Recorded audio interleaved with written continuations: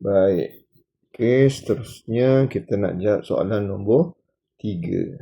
Okey.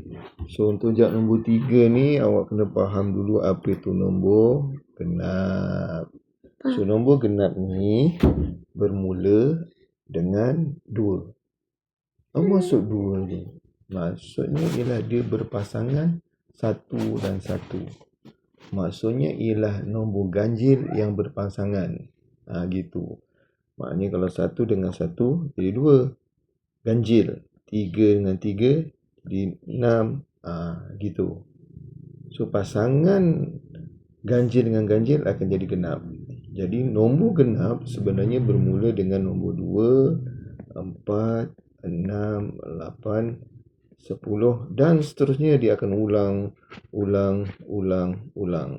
Okey. Jadi maksudnya kalau nak senang kita faham, genap ni mesti akhirnya akan tertulis sifar 8, 6, 4, 2. Itu yang dipanggil nombor genap. Jom kita semak. Nombor yang akhir sekali, yang awal sekali, yang sah. Gitu. Jadi ini 5. Bukan. Sifar. Okey, ada ni. Ya. 3. Tiada. 6. Ada ni. Okey. 7.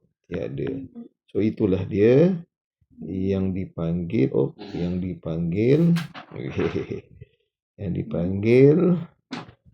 nombor genap. So 5, 4 sifar-sifar, 7, 8, 6. Gitulah. Okey. Itu saja.